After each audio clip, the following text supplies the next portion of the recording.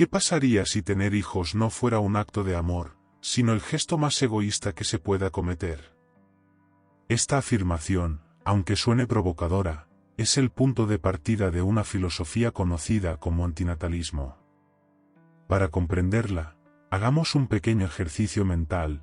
Imagina que tienes en tus manos una llave mágica. Esta llave puede dar vida a un nuevo ser humano, alguien que jamás ha existido y que, a partir de ese momento, podrá experimentar todo lo que la vida ofrece, desde sus maravillas hasta sus horrores. Pero hay una condición: esa vida no está asegurada para ser feliz. Puede ser una travesía llena de belleza, pero también puede estar marcada por el sufrimiento más profundo. Y lo más importante, esa persona nunca tuvo la posibilidad de decidir si quería vivir. La elección fue completamente tuya. ¿Te atreverías a girar la llave? Este dilema está en el núcleo del antinatalismo, una corriente filosófica que cuestiona el valor de traer nuevas vidas al mundo. Uno de los principales pensadores de esta filosofía es David Benatar, autor del libro Better Never to Have Been. En su obra, Benatar propone la idea de una simetría existencial: si una persona no nace, se evita el sufrimiento, lo cual es positivo. Por otro lado, esa misma persona no experimentará felicidad, pero como nunca existió, tampoco la echará en falta. En cambio, si nace, inevitablemente enfrentará dolor, aunque también conozca momentos de alegría.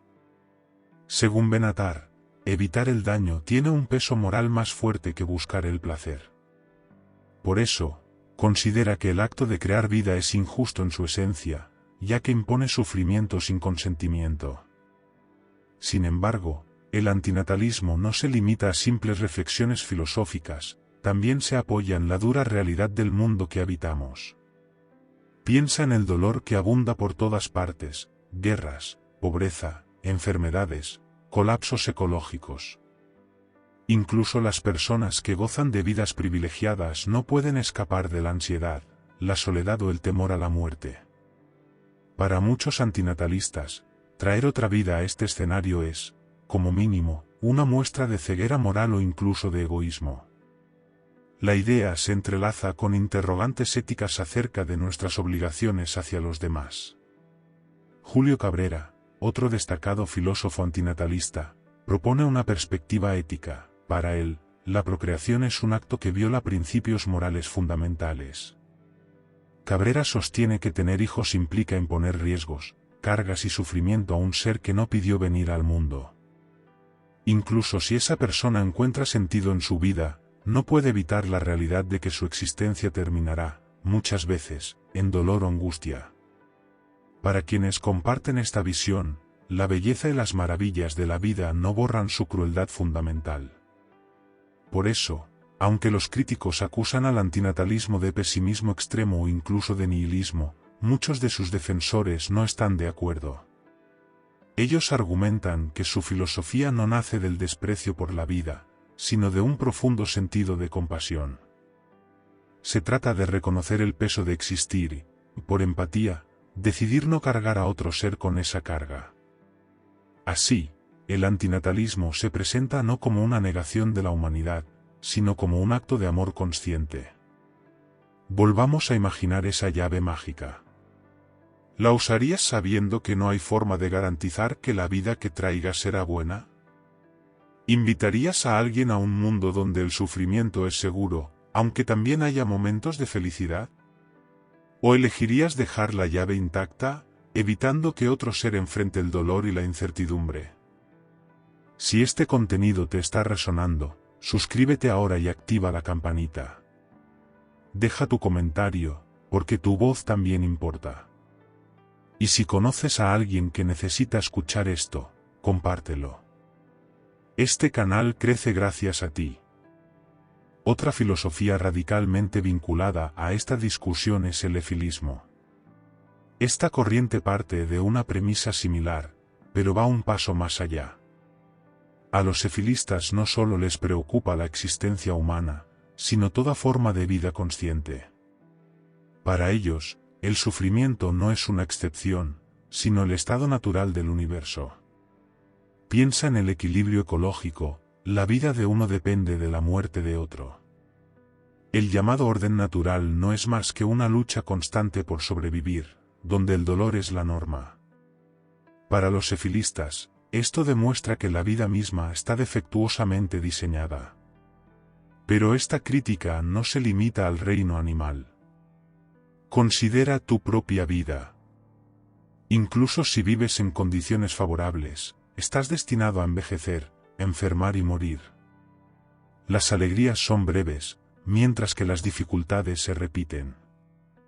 Y lo mismo ocurre con todos los seres sensibles, desde los insectos más pequeños hasta los elefantes, todos están atrapados en este ciclo de sufrimiento y desaparición.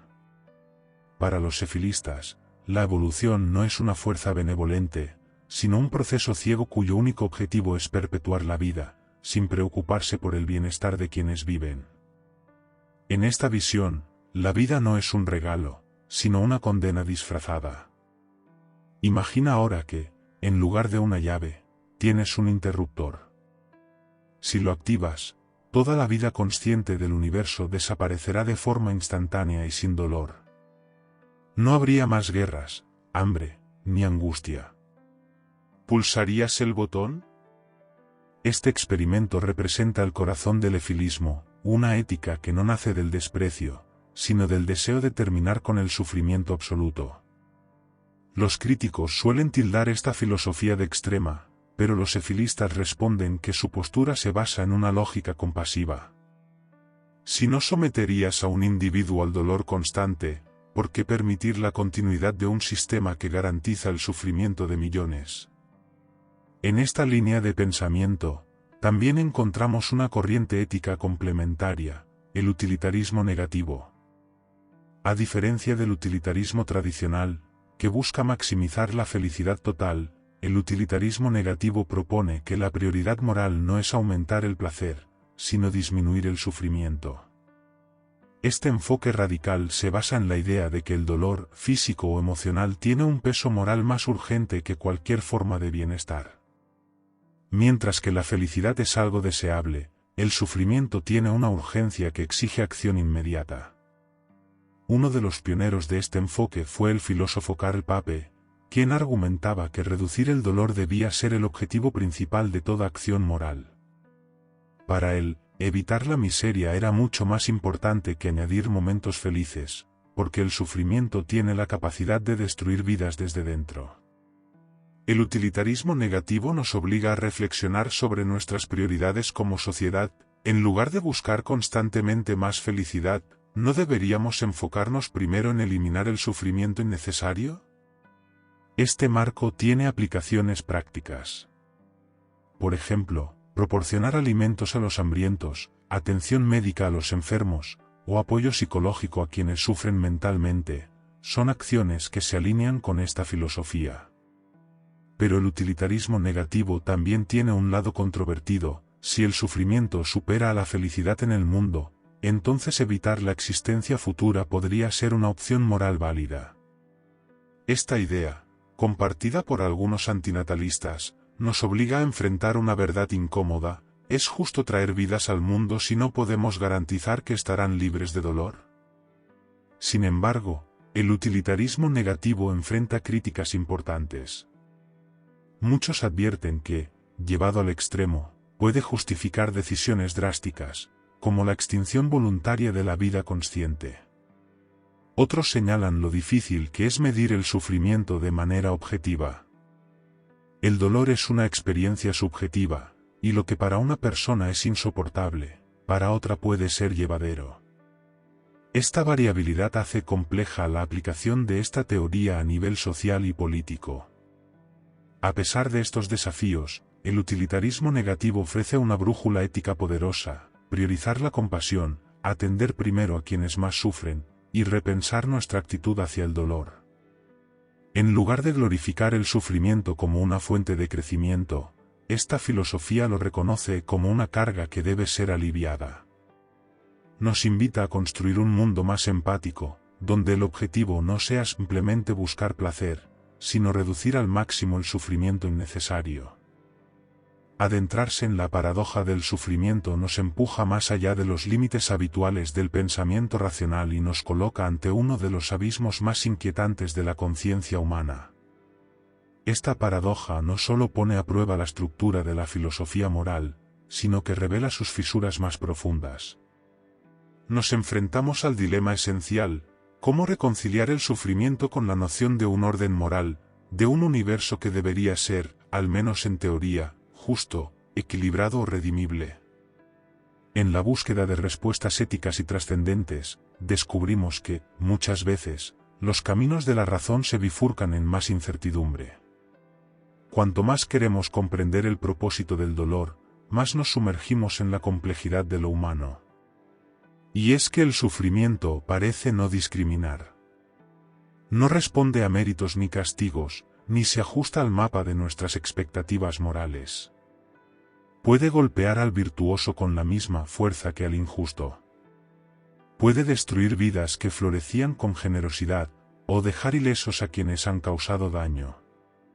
Esta aparente arbitrariedad ha hecho que pensadores, desde los antiguos hasta los contemporáneos, cuestionen no solo la justicia del mundo, sino también el sentido mismo de nuestras normas éticas.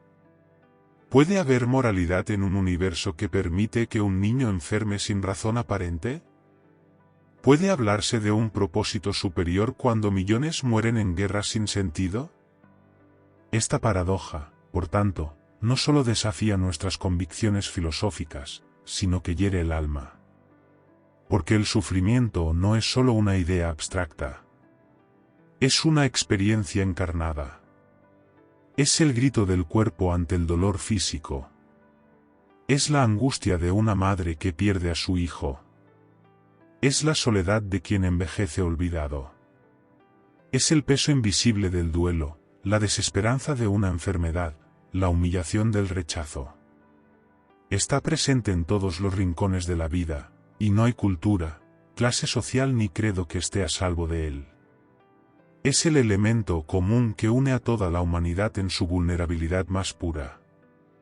Aún así, paradójicamente, el sufrimiento también actúa como un espejo que refleja la dignidad de la experiencia humana. Nos recuerda que sentir dolor es prueba de estar vivos, de estar conectados con la fragilidad del mundo. En ocasiones, es precisamente en el dolor donde descubrimos lo mejor de nosotros mismos, la solidaridad que nace en medio de la tragedia, la fortaleza que emerge cuando no queda nada, la capacidad de amar incluso cuando todo parece perdido. Por eso, algunos filósofos y místicos han afirmado que el sufrimiento, aunque cruel, puede ser maestro. Uno que enseña lo que ninguna teoría podría transmitir, la profundidad del alma humana.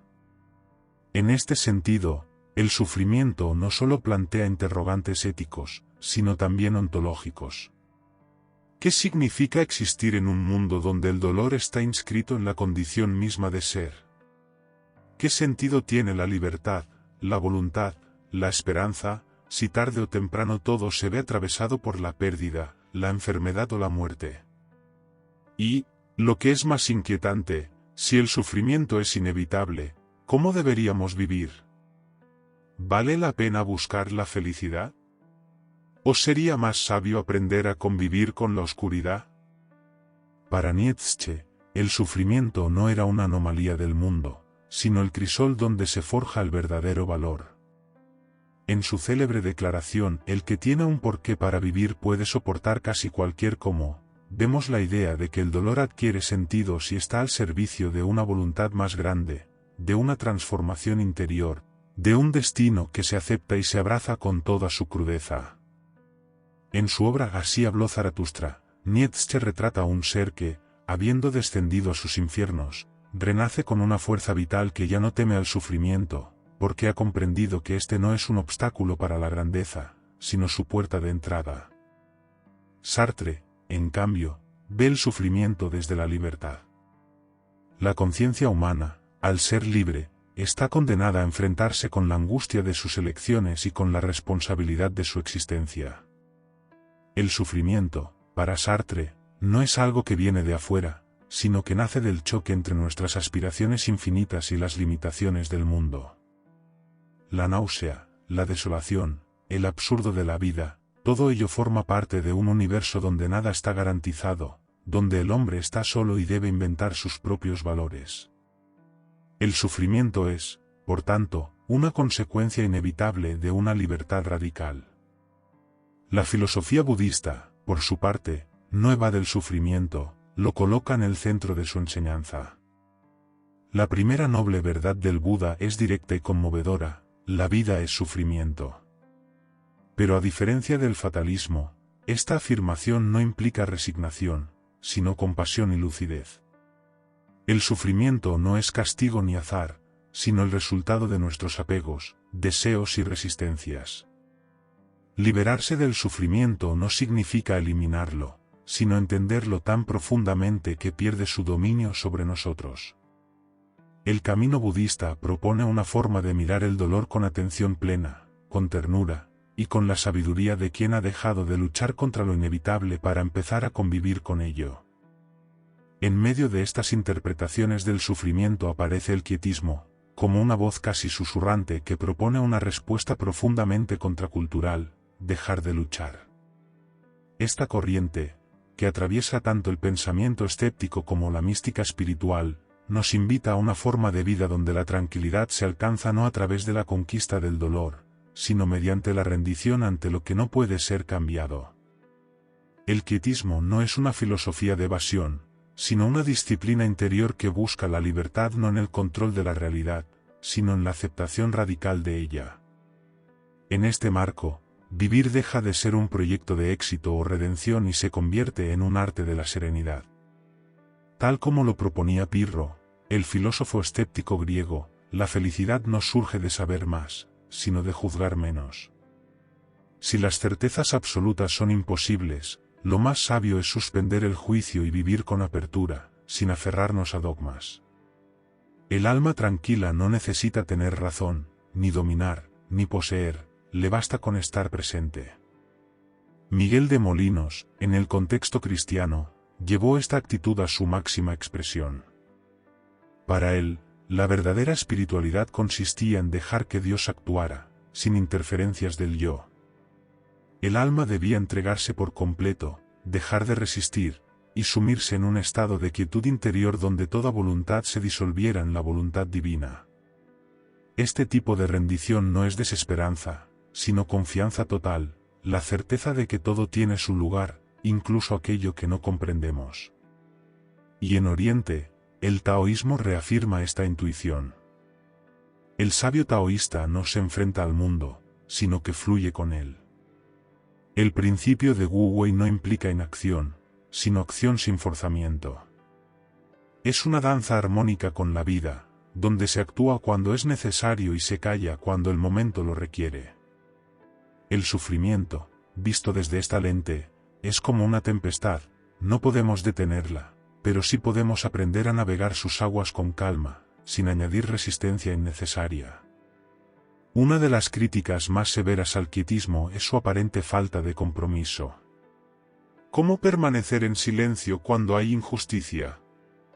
¿Cómo no actuar ante el dolor ajeno? ¿No es la pasividad una forma de complicidad? Frente a estas objeciones, el quietismo no propone indiferencia, sino una transformación del modo en que nos relacionamos con el mundo.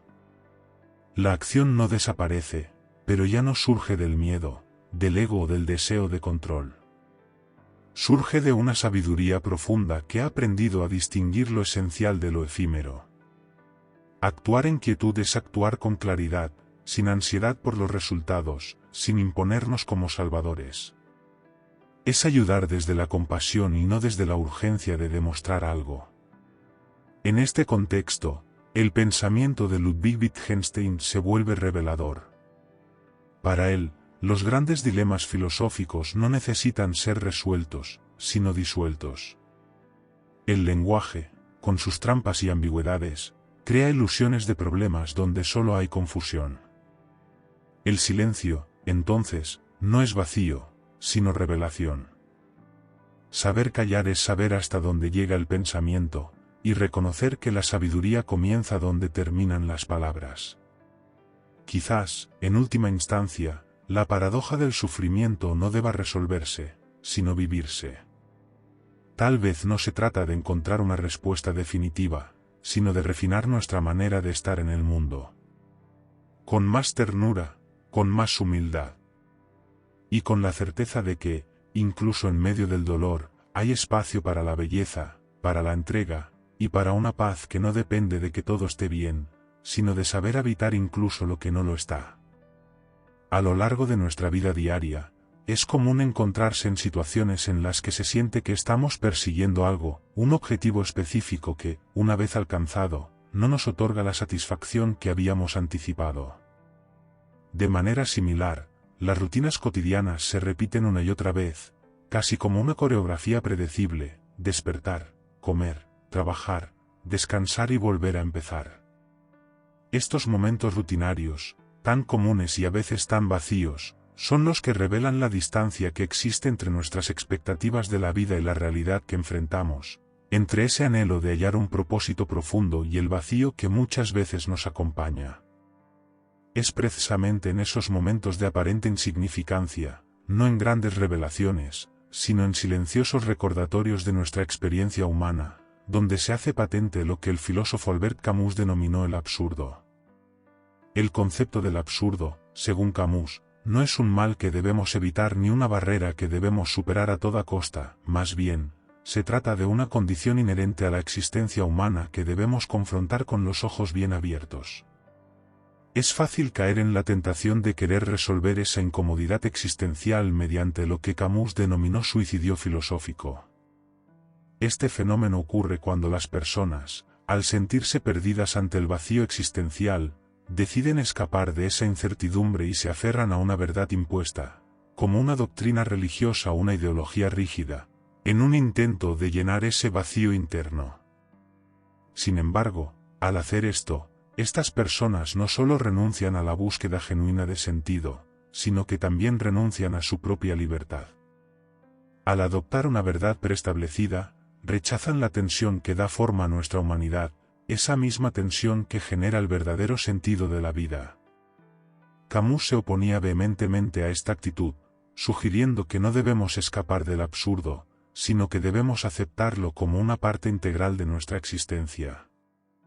La presencia del absurdo conduce, irremediablemente, a una de las grandes preguntas existenciales: si no existe un propósito supremo en la vida, ¿realmente vale la pena vivir? Camus identificó esta cuestión como la única pregunta filosófica verdaderamente seria. Sin embargo, su respuesta no fue pesimista ni una invitación a la rendición. Por el contrario, su respuesta fue un acto de rebelión. Sostuvo que el hecho de que la vida carezca de un propósito último no disminuye su valor intrínseco; al contrario, al liberarnos de la necesidad de un propósito trascendental, nos otorga la maravillosa libertad de inventar nuestro propio sentido. Aceptar el absurdo no es vivir en la desesperanza, sino abrazar el caos y la incertidumbre, reconociendo que, aunque la vida carezca de un propósito predefinido, la belleza de la existencia radica en nuestra capacidad de crear un significado único y personal. No es una filosofía fácil ni cómoda de seguir. Requiere la valentía de abandonar las seguridades falsas, de dejar atrás las construcciones sociales que nos dicen qué esperar de la vida y de enfrentarse al mundo tal como es, sin adornos ni expectativas. No se trata de buscar respuestas definitivas o certezas absolutas, sino de vivir con autenticidad, de saborear cada experiencia, por efímera que sea. En este marco, el significado de la vida no se descubre en el exterior, en una misión o en un propósito divino, sino que se crea desde el interior, desde nuestra propia capacidad de dotar a nuestra existencia de valor. El absurdo, por lo tanto, deja de ser un obstáculo y se transforma en un reto, pero también en una oportunidad. Nos desafía a vivir en medio de la incertidumbre, a mirar el sinsentido de la vida a los ojos, y aún así, encontrar gozo y belleza en los momentos fugaces. Para Camus, aceptar el absurdo no era un signo de derrota, sino un acto supremo de rebelión, una forma de negar ser vencidos por la falta de propósito, y en su lugar, afirmar nuestra autonomía, nuestra capacidad de elegir cómo vivir, sin garantías ni promesas, pero de una forma profundamente auténtica. Así, la felicidad, aunque no garantizada, se convierte en algo genuino, propio, creado por nosotros mismos. Al comprender la vida desde esta perspectiva, es posible reconocer que nuestra existencia no fue diseñada, ni predestinada, ni dirigida por una fuerza superior. Más bien, la vida, tal como la conocemos, es un accidente cósmico, un maravilloso y extraordinario resultado de una serie de coincidencias que han sucedido en un universo que no tiene ningún interés particular en nosotros.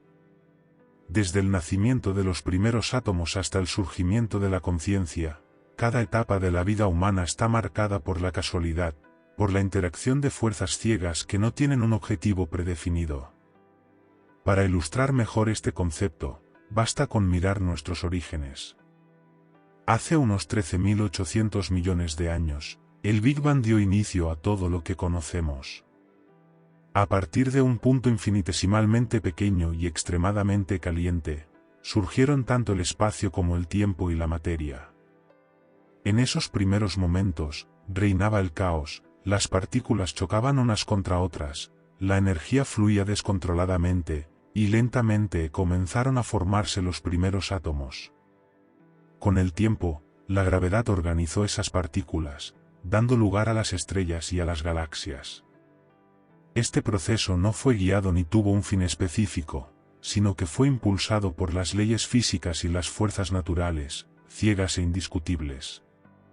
Dentro de este caos primordial, se formó una estrella promedio hace unos 4.600 millones de años.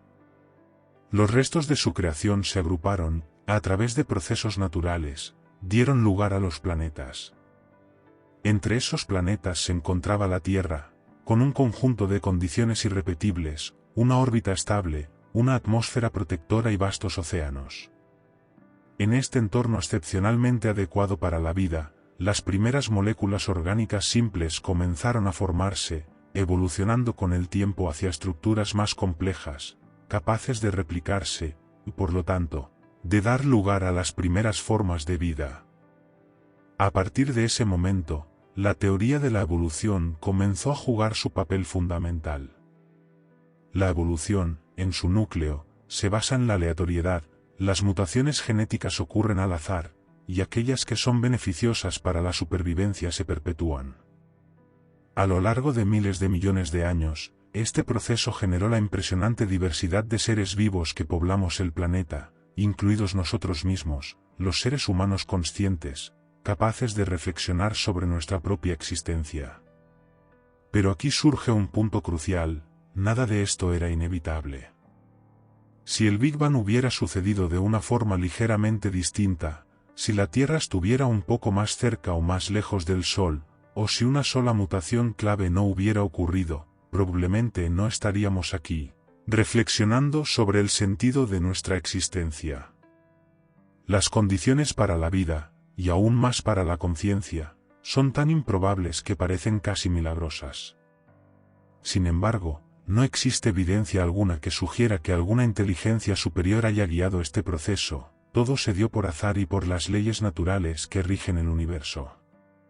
Este entendimiento puede resultar desconcertante o profundamente inspirador. Por un lado, subraya cuán extraordinaria es nuestra existencia. Las probabilidades de que surgiera vida inteligente son tan pequeñas que resulta casi increíble. Por otro lado, nos coloca en nuestra verdadera posición en el cosmos, no somos el centro del universo. El universo existió mucho antes de nuestra aparición y continuará existiendo mucho después de nuestra desaparición. En el gran esquema de las cosas, nuestras luchas y logros representan apenas un suspiro en la vastedad del tiempo. Esta comprensión de nuestra existencia como un accidente cósmico plantea una importante pregunta: si la vida es accidental, ¿tiene algún sentido? Si el universo es indiferente a nuestra presencia, ¿importa algo lo que hagamos? Para los filósofos existencialistas, la falta de un sentido intrínseco en la vida no es una tragedia, sino una oportunidad. Nos invitan a reconocer que el sentido no se encuentra en el exterior, sino que se construye desde dentro, desde nuestra capacidad de darle valor a nuestras propias experiencias. Esta visión ha sido igualmente respaldada por científicos como el astrónomo Carl Sagan, quien describió a los seres humanos como polvo de estrellas. Según Sagan, los elementos que componen nuestros cuerpos fueron forjados en el interior de estrellas que murieron hace eones. Para él, esta conexión con el cosmos era una fuente de asombro y humildad. Aunque nuestras vidas sean efímeras, estamos íntimamente ligados a ese vasto universo que nos dio origen, y este vínculo es motivo suficiente para sentir una profunda gratitud. Aceptar que la vida es un accidente cósmico implica abandonar nuestra necesidad de certezas, de explicaciones definitivas. El universo no nos debe nada. No nos debe propósito, ni sentido, ni explicación alguna. Y, sin embargo, estamos aquí. Este simple hecho es suficiente para vivir intensamente, para preguntarnos, para amar y para buscar lo que nos da satisfacción en medio del caos. Porque, incluso en un universo indiferente, vivir se convierte en una afirmación poderosa, una decisión de abrazar nuestra existencia tal y como es. Ahora bien, incluso cuando abrazamos esta libertad de crear sentido, otro obstáculo aparece, la adaptación hedónica. Este fenómeno, también conocido como la cinta de correr hedonista, describe nuestra tendencia a regresar a un nivel base de felicidad, sin importar lo que nos suceda. Si obtenemos lo que deseamos, ya sea un nuevo trabajo, una nueva relación o una nueva propiedad, esa felicidad inicial pronto se desvanece y regresamos a nuestro punto de partida, deseando algo más. Reconocer que no estamos solos, que todo en la vida está profundamente interconectado, es uno de los principios esenciales de la ecología profunda.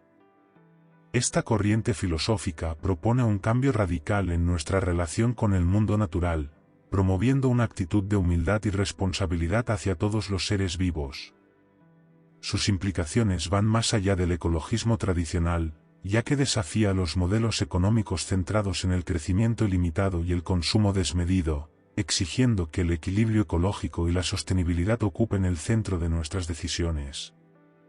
La ecología profunda también critica las creencias arraigadas del excepcionalismo humano, es decir, la idea de que los seres humanos son superiores al resto de la vida en la Tierra.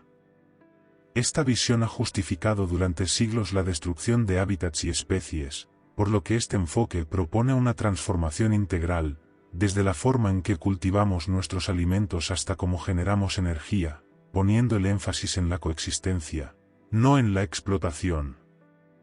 Los defensores de esta corriente, filósofos, científicos y activistas, destacan que la conexión con la naturaleza no es solo una necesidad ecológica, sino también espiritual y emocional. Para ellos, el reencuentro con la tierra representa una vía hacia el bienestar colectivo. Muchas culturas indígenas han sostenido por generaciones esta visión holística, en la que el ser humano forma parte de un orden natural más amplio, con deberes hacia la tierra y todos sus habitantes. La ecología profunda se nutre de estas cosmovisiones ancestrales, tratando de incorporarlas al pensamiento ambiental contemporáneo. Sin embargo, hay quienes critican esta filosofía. Señalan que sus postulados pueden resultar demasiado utópicos o difíciles de aplicar en una realidad dominada por intereses económicos y políticos.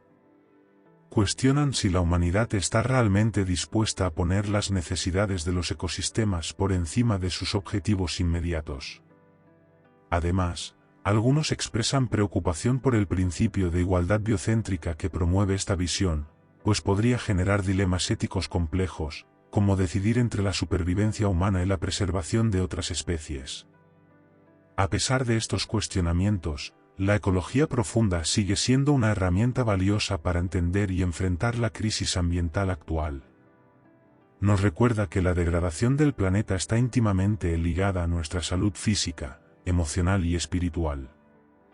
No ofrece soluciones rápidas, pero sí una invitación a imaginar un mundo más equilibrado, donde aprendamos a vivir con respeto por los límites naturales, protegiendo los derechos de todos los seres y encontrando propósito no en el dominio, sino en la armonía con el entorno.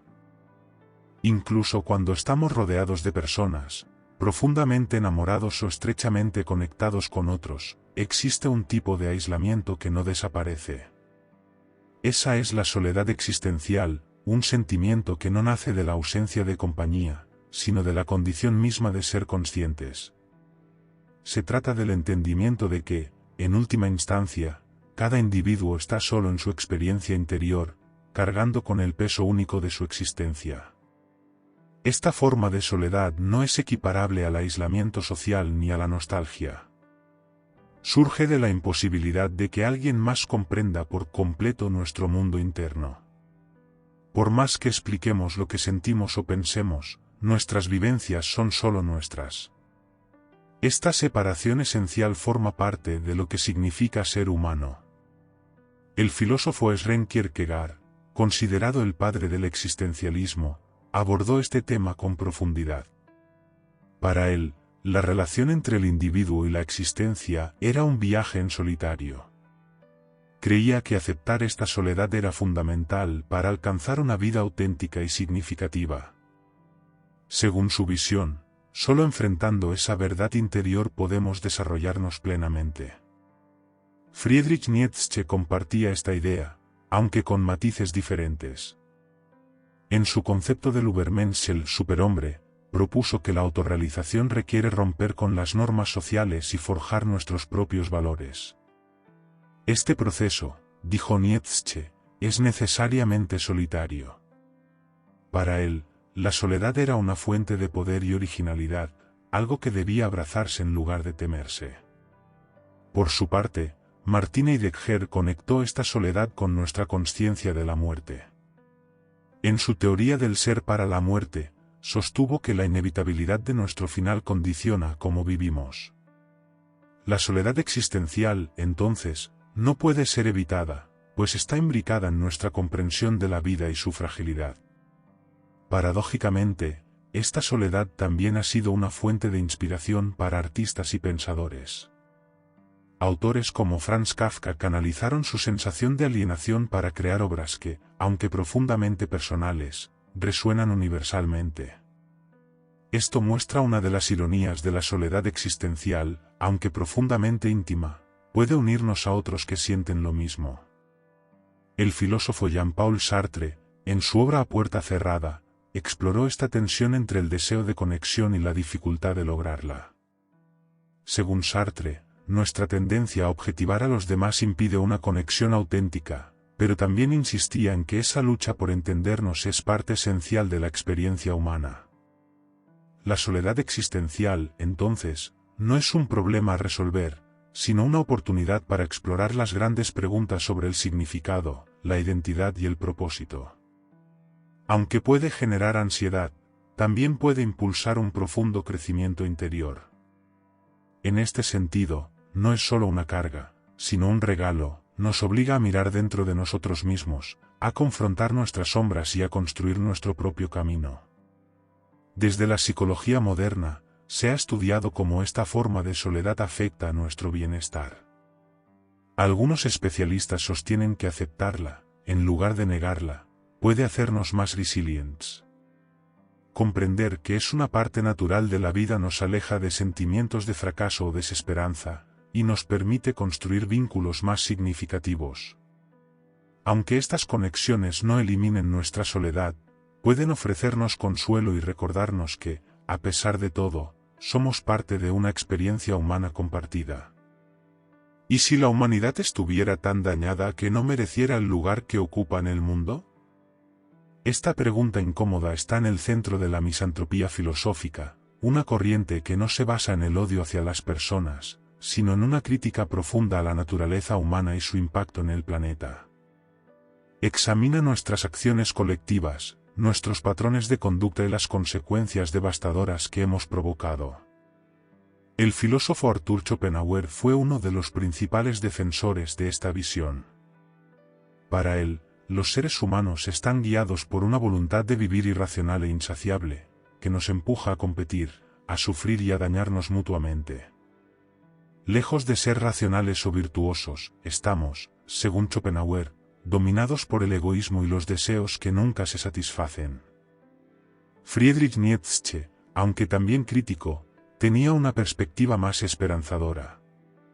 su misantropía no era un rechazo absoluto, sino una exigencia, que superáramos nuestra mediocridad y aspiráramos a algo más alto. No se trataba de renunciar a la humanidad, sino de transformarla. En la antigüedad, el filósofo Diógenes de Sinope encarnó una versión provocadora de la misantropía cínica. Rechazó las normas sociales, despreció la riqueza y el estatus, y ridiculizó la hipocresía de su tiempo. Se cuenta que caminaba con una linterna a plena luz del día buscando un hombre honesto. Para él, la humanidad se había alejado de la autenticidad y la virtud, atrapada en una vida artificial y superficial. También Jean-Jacques Rousseau, aunque no misántropo en el sentido estricto, expresó un desencanto profundo con la civilización. Creía que la sociedad corrompía la bondad natural del ser humano, alejándolo de su esencia más pura.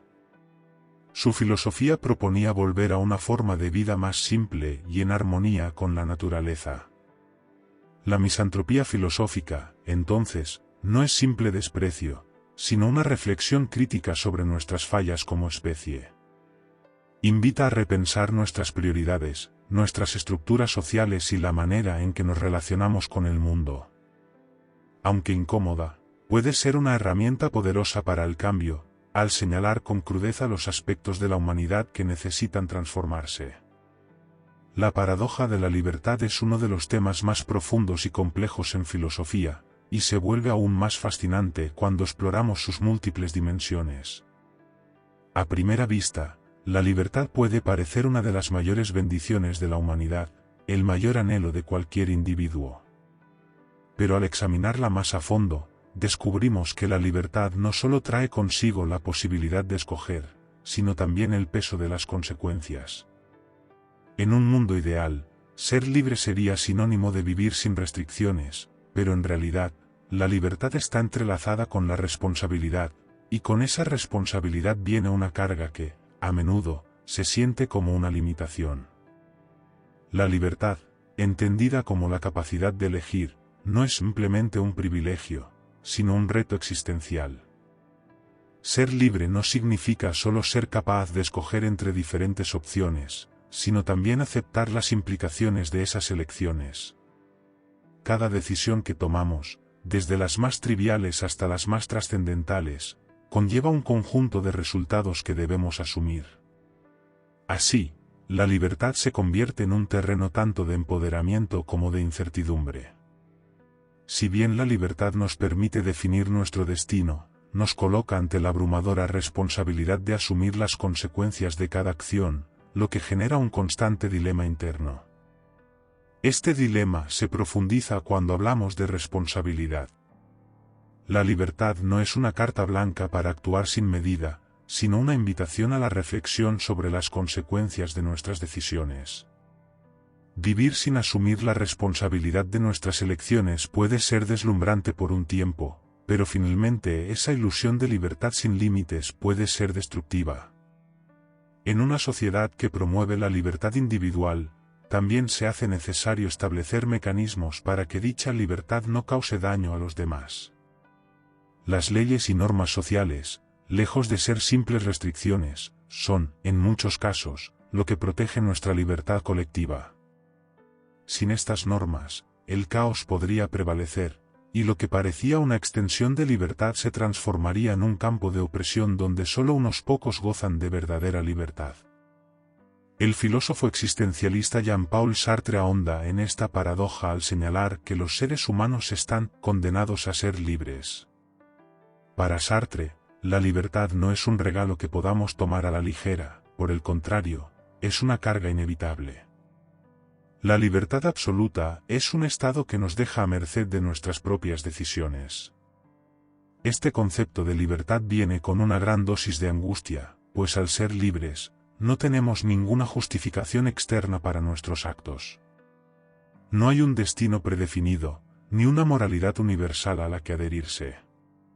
En este contexto, Sartre nos invita a construir nuestros propios valores y significados, lo que se convierte en un desafío existencial.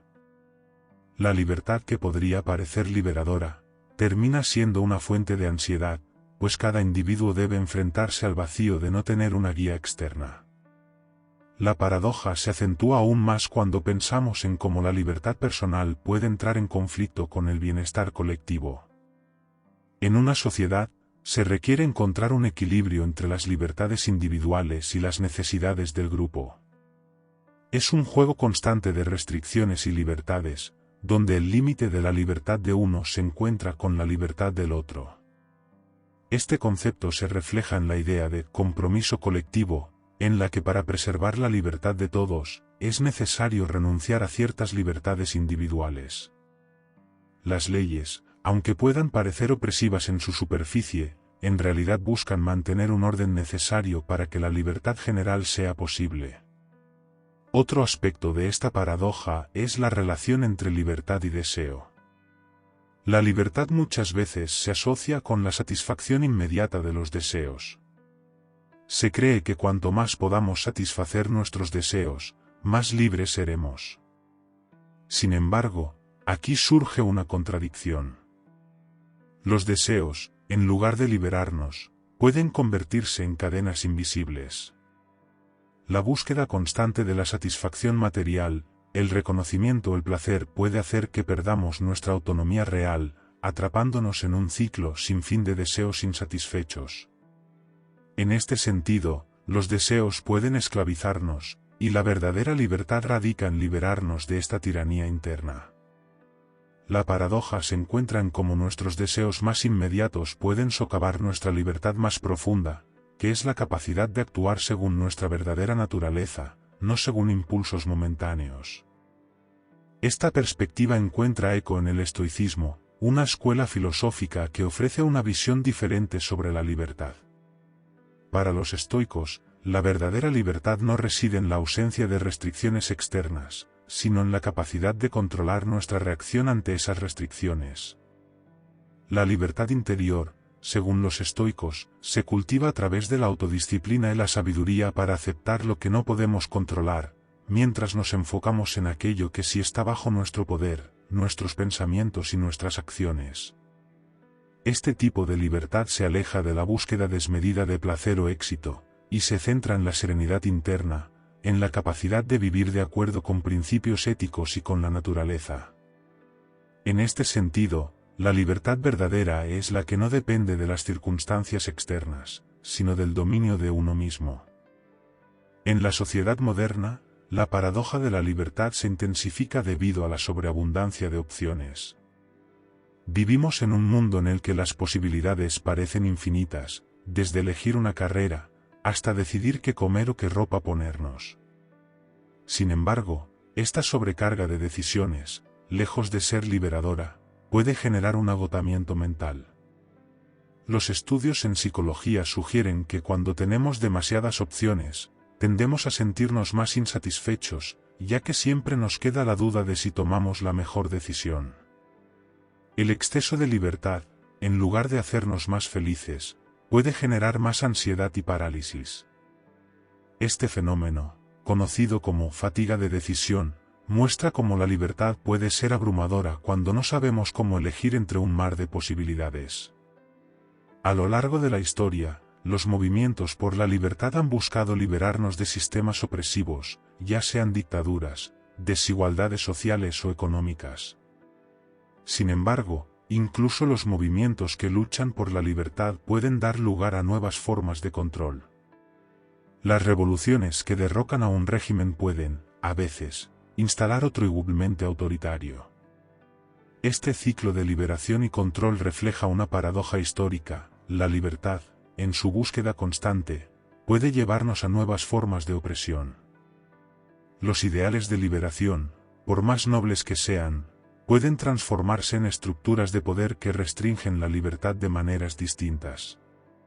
En la vida cotidiana, la paradoja de la libertad se refleja en cómo entendemos la relación entre libertad y autodisciplina. Muchas veces asociamos la libertad con la capacidad de hacer lo que queramos cuando queramos. Pero esta visión simplista entra en conflicto con la necesidad de trabajar por metas a largo plazo. La disciplina, que a menudo percibimos como una restricción de nuestra libertad inmediata, es en realidad el camino hacia una libertad más profunda. Por ejemplo, Un atleta o un músico que se dedica a su arte debe renunciar a muchos placeres momentáneos para alcanzar la maestría en su campo. Así, la libertad verdadera puede requerir sacrificios, y las limitaciones impuestas por la autodisciplina pueden ser el medio para alcanzar una forma más significativa de libertad. La tecnología es otro ejemplo fascinante de esta paradoja. En muchos sentidos, los avances tecnológicos nos han brindado una libertad sin precedentes, la capacidad de conectarnos con personas en cualquier parte del mundo, de acceder a información al instante, de trabajar de forma remota. Sin embargo, la misma tecnología que promete liberarnos también puede convertirse en una fuente de dependencia, vigilancia y alienación. Las redes sociales, por ejemplo, nos ofrecen la ilusión de libertad y visibilidad, pero también nos atrapan en dinámicas de comparación constante, dependencia de la validación externa y aislamiento emocional. Así, lo que en un principio diseñamos para liberarnos, puede convertirse en una nueva forma de esclavitud, donde somos cautivos de nuestras propias creaciones. En resumen, la paradoja de la libertad es un tema complejo que abarca tanto la filosofía como la psicología, la política, la tecnología y la vida cotidiana. A través de diversas perspectivas, vemos cómo la libertad no solo se trata de la capacidad de elegir, sino también de la responsabilidad de asumir las consecuencias de esas elecciones, la necesidad de equilibrar el bienestar colectivo con la autonomía individual, y la capacidad de gestionar nuestros propios deseos y emociones para alcanzar una libertad más profunda y auténtica. El experimento mental del botón rojo plantea una cuestión existencial que va más allá de la simple moralidad. Es una reflexión profunda sobre la naturaleza de la vida, el sufrimiento y el destino colectivo. Al enfrentar la opción de aniquilar toda la humanidad para eliminar el sufrimiento, el escenario nos obliga a confrontar las paradojas que estructuran nuestra existencia. Pero más allá de las implicaciones filosóficas inmediatas, este pensamiento nos invita a explorar las dimensiones más complejas del ser humano, como la ética de la vida, la importancia de las elecciones y la verdadera naturaleza de la libertad. En un nivel más emocional, la idea del botón rojo podría representar la desesperación frente a un mundo percibido como irreparable. Cuando el sufrimiento parece ser una constante, la tentación de elegir la erradicación total surge del deseo de escapar de lo insoportable. Es como si el sufrimiento humano, visto desde una perspectiva existencialista o nihilista, nos llevara a la conclusión de que la única forma de detener la rueda interminable de dolor es destruir la causa misma, la humanidad. Este impulso hacia la eliminación no es necesariamente una declaración de odio hacia el ser humano, sino más bien un reflejo de la impotencia que sentimos ante un sistema que parece haberse desmoronado. El botón rojo podría, en este caso, simbolizar un deseo de control sobre el caos, una salida definitiva a un mundo de desorden. Sin embargo, el simple hecho de contemplar la existencia de este botón refleja las limitaciones inherentes en nuestra percepción de la vida. Si bien nos enfrentamos a un dilema ético, también nos enfrentamos a una paradoja sobre lo que realmente deseamos. La cuestión no es solo si presionaríamos el botón, sino porque nos sentiríamos tentados a hacerlo. ¿Es la idea de la desaparición absoluta un reflejo de nuestra propia falta de esperanza? ¿O es simplemente la manifestación de un miedo existencial tan profundo que la erradicación de la vida se convierte en una opción más atractiva que enfrentar el dolor? Uno de los mayores dilemas éticos que plantea este experimento es la cuestión de la autonomía colectiva. La humanidad está compuesta por una vasta diversidad de personas, cada una con sus propios sufrimientos, esperanzas y deseos. Nadie tiene la capacidad de comprender completamente el sufrimiento de otra persona, y mucho menos decidir por todos si su existencia vale la pena. Este tipo de elección radical plantea una pregunta fundamental sobre el papel de la individualidad dentro de una colectividad. ¿Es posible que una sola persona, o un grupo reducido, tenga la autoridad moral para decidir sobre la vida de miles de millones? El dilema se intensifica cuando se considera que, al eliminar a la humanidad, se eliminarían no solo las injusticias, sino también los avances en la cultura, el arte, la ciencia y las relaciones humanas. Si bien es cierto que hemos cometido errores graves como especie, también hemos tenido momentos de extraordinario altruismo, belleza, amor y progreso. La eliminación total de la humanidad no solo suprime el sufrimiento, sino también cualquier oportunidad futura de cambio positivo. A pesar de sus fallos, la humanidad ha demostrado una capacidad única para mejorar. El progreso científico, los avances en derechos humanos y la lucha constante contra las injusticias nos muestran que la humanidad tiene un potencial de evolución que no debe ser subestimado. Desde una perspectiva filosófica más optimista, la esperanza juega un papel crucial en la continuación de la existencia humana. La esperanza es la que nos impulsa a continuar luchando por un mundo mejor, a pesar de los obstáculos. Si presionáramos el botón, estaríamos renunciando no solo a la oportunidad de aliviar el sufrimiento, sino también a la posibilidad de un futuro más brillante. El dilema aquí es si creemos que el sufrimiento humano es algo que puede ser mitigado, y si, incluso a través del dolor, podemos alcanzar un propósito mayor. El sufrimiento es un aspecto central de la experiencia humana que, en muchos casos, se considera como una parte esencial del crecimiento personal. Desde las teorías filosóficas de Nietzsche hasta las enseñanzas budistas, la idea de que el sufrimiento puede ser transformado en una herramienta de autoconocimiento y evolución es un tema recurrente. En este sentido, presionar el botón rojo implicaría no solo una solución simplista a un problema complejo, sino una renuncia a todo lo que hemos aprendido a través del dolor y la adversidad. ¿Qué sería de nosotros si no experimentáramos ninguna forma de sufrimiento? La felicidad y el crecimiento humano se derivan en gran medida de nuestra capacidad para superar las dificultades. El sufrimiento no solo nos desafía, sino que nos enseña sobre nuestros límites y nuestras fortalezas internas. Como dijo el filósofo Friedrich Nietzsche, lo que no me mata me hace más fuerte. El sufrimiento puede ser el catalizador de la transformación, y si eliminamos la posibilidad de sufrir, también eliminamos la posibilidad de crecer. Algunos defensores de la opción de presionar el botón argumentan que la humanidad, en su afán de progreso, ha causado un daño irreparable al planeta. A lo largo de los siglos, los seres humanos hemos alterado el equilibrio natural de la Tierra de maneras profundas y a menudo devastadoras. La extinción masiva de especies animales y vegetales, impulsada por la deforestación, la contaminación del aire y el agua, y la modificación de ecosistemas enteros para adaptarlos a nuestras necesidades, ha sido una constante. Cada día vemos cómo el cambio climático se acelera, exacerbado por la sobreexplotación de recursos naturales y la emisión de gases de efecto invernadero. Los efectos de estas acciones se sienten en los océanos, que se calientan y acidifican, en los glaciares que se derriten y en los desiertos que se expanden. Desde esta perspectiva, algunos argumentan que la humanidad ya ha superado un punto de no retorno en cuanto a la preservación del medio ambiente, y que nuestra eliminación sería un acto de restauración para el planeta. El argumento de que eliminar a los humanos podría ser una forma de devolverle al planeta su equilibrio perdido tiene un atractivo en su simplicidad. Si la humanidad dejara de existir, las especies en peligro de extinción podrían recuperar sus hábitats y las selvas y bosques podrían regenerarse. La atmósfera podría empezar a purificarse lentamente, y los océanos podrían comenzar a sanar, sin la presión constante de la actividad humana sobre ellos. Sin humanos para destruir la Tierra, los procesos naturales de la vida podrían retomarse, dando lugar a un mundo más armonioso y equilibrado. Sin embargo, esta visión plantea una cuestión mucho más profunda. ¿Tiene la Tierra algún valor intrínseco si no hay seres humanos que la experimenten?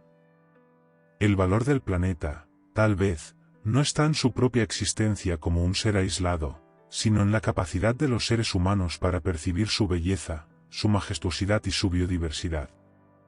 Es la humanidad la que ha creado la poesía en torno a la naturaleza, la que ha pintado los paisajes y la que ha compuesto canciones sobre la vastedad de los océanos. Es a través de los ojos humanos que el amanecer sobre las montañas tiene un significado profundo y emocional. Sin seres humanos que puedan sentir, reflexionar y apreciar la maravilla del mundo natural, ¿realmente importaría la existencia misma del planeta? ¿O sería simplemente una colección de minerales, aguas y seres vivos, sin propósito ni valor real? Además, si los humanos desaparecieran, ¿quién quedaría para contemplar las maravillas del mundo natural? El planeta seguiría existiendo, pero sin nadie que se maravillara de sus paisajes, sin alguien que sintiera el asombro de una puesta de sol o el estremecimiento de un paisaje montañoso. La biodiversidad continuaría su curso, pero ¿tendría sentido sin la conciencia humana que la interpreta? Nos enfrentamos aquí a una paradoja profunda. El valor del mundo natural no depende solo de su existencia objetiva, sino de la capacidad humana para percibirlo y darle sentido. Esta reflexión nos lleva a cuestionar la naturaleza misma del valor y la apreciación. Si eliminamos a la humanidad, eliminamos también nuestra capacidad para valorar y experimentar el planeta en su totalidad. Así, el valor del mundo natural parece estar ligado no solo a su existencia, sino a la interacción humana con él. Pero, al mismo tiempo, nos enfrentamos a la cruda realidad de que, al haber causado tantos daños, tal vez no estemos en posición de seguir disfrutando de la belleza de la Tierra en su plenitud. Aquí surge una contradicción. ¿Cómo podemos seguir disfrutando de algo que hemos destruido y dañado tanto? Al final, podríamos decir que el botón rojo, en realidad, no está diseñado para ser presionado. Más que una opción literal, podría entenderse como un espejo filosófico, un dispositivo mental creado para hacernos reflexionar sobre lo que realmente valoramos en la vida. Nos confronta con nuestras creencias más profundas, nuestros temores y deseos más inconscientes, y nos invita a cuestionar si realmente creemos que la vida, tal como es, merece ser vivida, a pesar de su dolor, sufrimiento y contradicciones. Este experimento mental pone en evidencia nuestras inquietudes existenciales y nos lleva a examinar nuestra relación con el sufrimiento y el placer, con el bien y el mal. El botón rojo es, en muchos aspectos, una metáfora de las decisiones trascendentales que debemos enfrentar a lo largo de nuestras vidas. Las opciones que parecen ser simples como eliminar el sufrimiento a través de la extinción se revelan como decisiones sumamente complejas, cargadas de implicaciones morales y filosóficas. Si elegimos presionar el botón, ¿estamos realmente eligiendo un mundo mejor?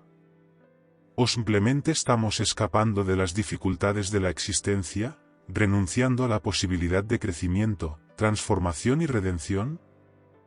La vida, a pesar de sus profundos desafíos, tiene la capacidad de enseñarnos y transformarnos.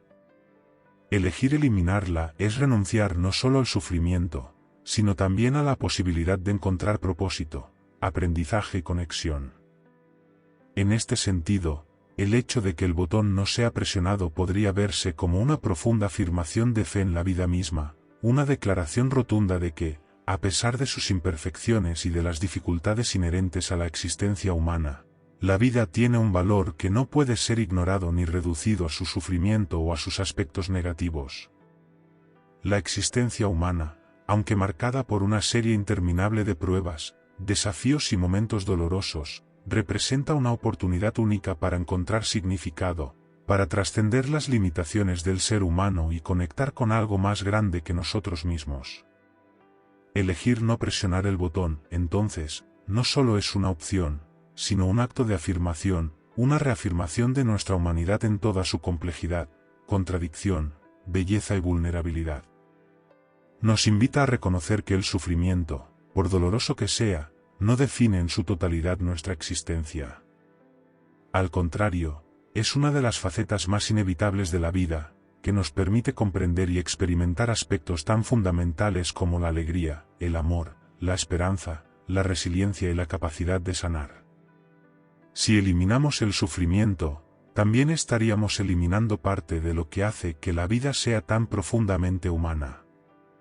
Este experimento mental, al final, nos recuerda que la libertad, en su sentido más profundo y auténtico, no se encuentra en la erradicación de todas las dificultades de la vida, sino en nuestra capacidad de vivir plenamente con ellas, de enfrentarlas con valentía, aceptación y determinación.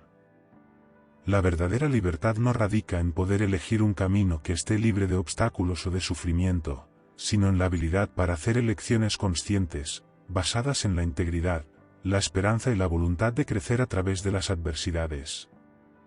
La libertad se encuentra en la capacidad de aceptar lo que la vida nos ofrece, tanto lo bueno como lo malo, y en ser capaces de encontrar significado y belleza incluso en los momentos más oscuros.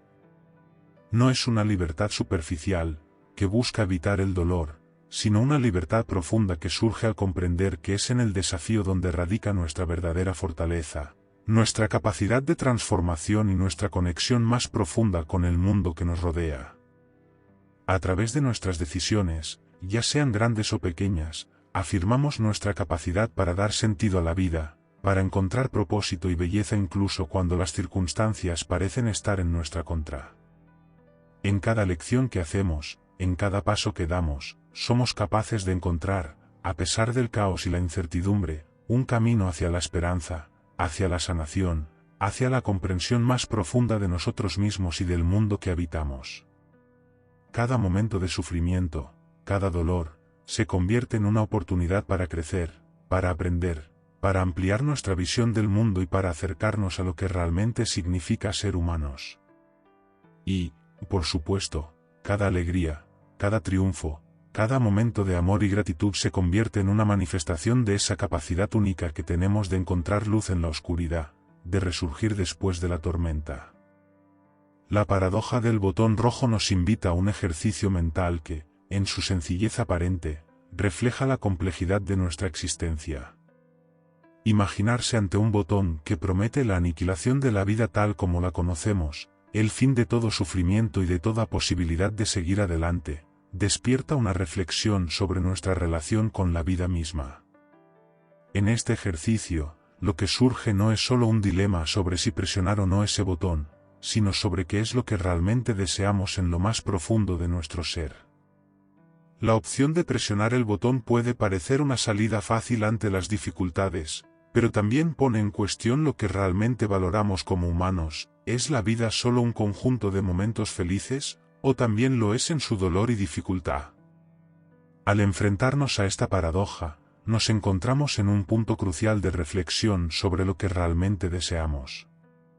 La verdadera naturaleza de nuestra aspiración no radica en la eliminación total de nuestra existencia, ni en la erradicación de lo que somos, sino en la posibilidad de seguir caminando por el camino de la vida, a pesar de todas las dificultades, contradicciones, complejidades y desafíos que éste encierra. La vida humana, con todas sus sombras y luces, con sus momentos de júbilo y de sufrimiento, se presenta como una oportunidad única de experimentar, de aprender, de crecer y de encontrar significado en medio de lo incierto. La pregunta fundamental no es si debemos continuar, sino cómo podemos hacerlo con propósito y autenticidad. El deseo profundo de seguir adelante, de perseverar a pesar de las adversidades, no es un simple anhelo de evitar el sufrimiento. No es una negación de la realidad del dolor, sino una afirmación de la fuerza inherente al ser humano.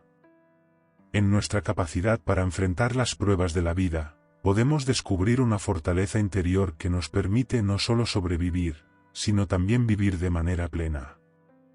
La humanidad, en su vasta complejidad, es capaz de una resistencia y una belleza tan profundas que no pueden ser ignoradas ni desechadas, incluso cuando la adversidad parece ser demasiado pesada para soportarla.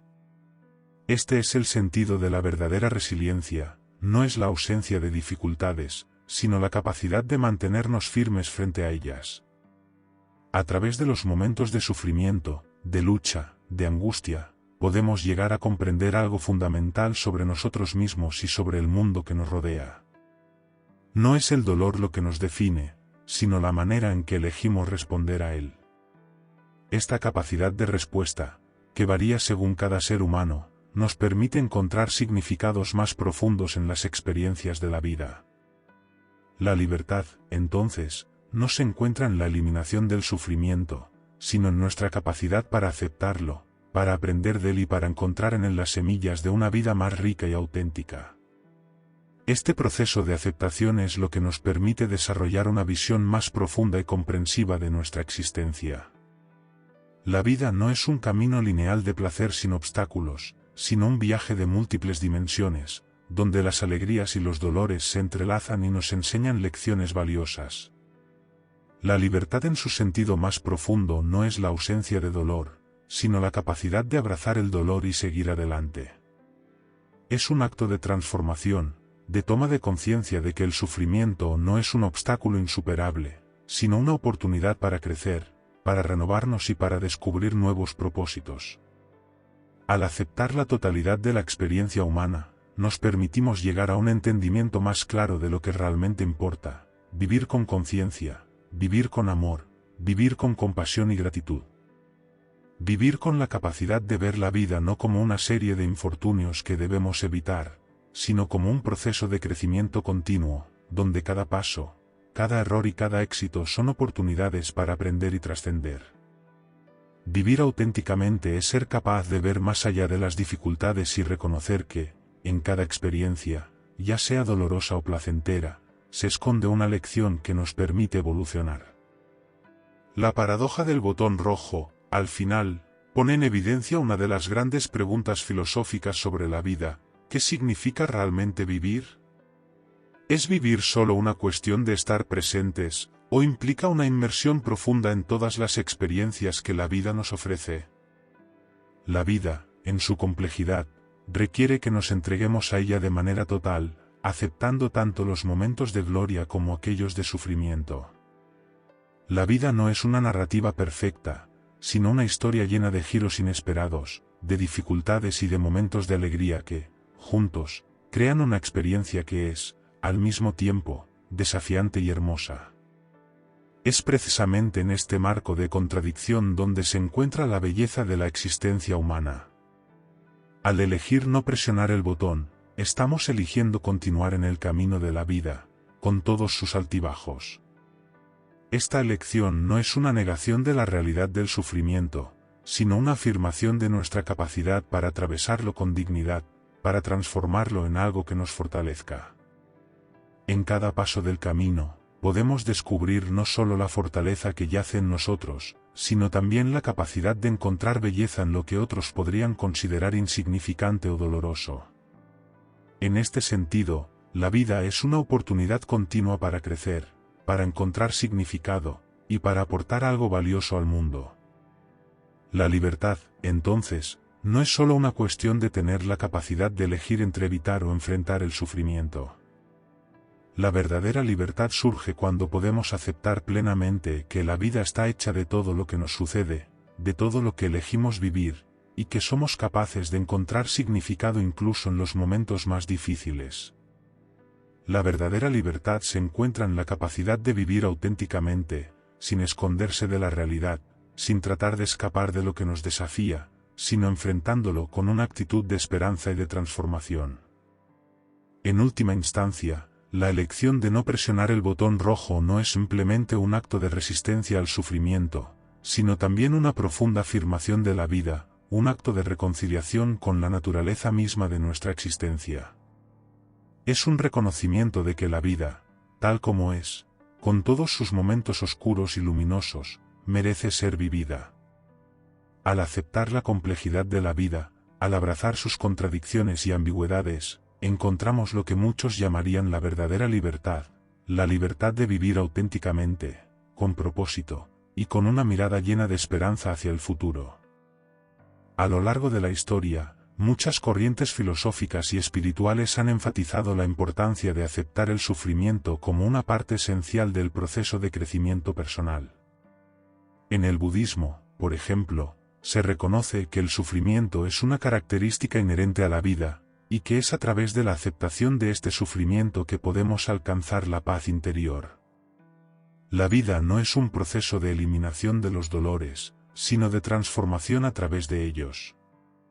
Cada dolor, cada dificultad, puede ser una oportunidad para aprender algo nuevo sobre nosotros mismos, para descubrir nuevas capacidades de resiliencia, para encontrar un propósito más profundo. En las tradiciones occidentales también encontramos ideas similares. La psicología humanista, por ejemplo, pone énfasis en el crecimiento personal y en la autorrealización como un proceso que involucra tanto momentos de éxito como de fracaso. Carl Rollers, uno de los psicólogos más influyentes de este movimiento, creía que las personas alcanzan su pleno potencial solo cuando aceptan todas las partes de sí mismas, incluidas sus sombras, defectos y limitaciones. Solo a través de esta aceptación completa podemos encontrar la libertad interior que nos permite vivir auténticamente. La libertad, en este contexto, no es la ausencia de sufrimiento, sino la capacidad de transformarlo. Al aceptar el dolor como parte del viaje humano, podemos liberar nuestra energía para abrazar la vida en su totalidad, en lugar de vivir en un estado constante de resistencia. Esta aceptación no significa resignación, sino que es una forma de tomar poder sobre nuestra experiencia, de dejar de luchar contra lo inevitable y de aprender a vivir con lo que no podemos cambiar. La vida está hecha de contrastes. Vivir plenamente no significa evitar los momentos oscuros o difíciles, sino aprender a vivir con ellos y a encontrar en ellos algo valioso.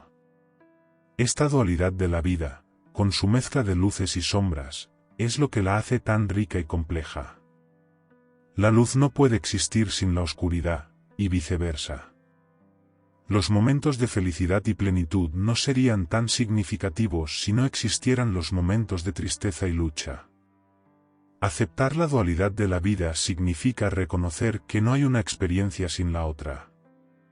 No podemos tener la experiencia de la alegría sin haber conocido la tristeza. No podemos experimentar la calma sin haber vivido el caos. La libertad que surge al aceptar esta dualidad no es una libertad que nos permita escapar de la dificultad, sino una libertad que nos permite vivir plenamente en medio de ella. La verdadera libertad surge cuando podemos encontrar la belleza en la oscuridad, cuando podemos reconocer el valor de los momentos difíciles, cuando somos capaces de ver cada parte de nuestra experiencia como una oportunidad para crecer. Vivir auténticamente es una de las metas más profundas y significativas que podemos perseguir como seres humanos. Esta búsqueda de autenticidad se convierte en un viaje interior, un proceso continuo de autodescubrimiento y aceptación. Vivir de manera auténtica no es simplemente cumplir con las expectativas de la sociedad ni ajustarnos a los moldes impuestos por otros, sino que se trata de encontrar nuestra propia verdad, aquella que reside en lo más profundo de nuestro ser.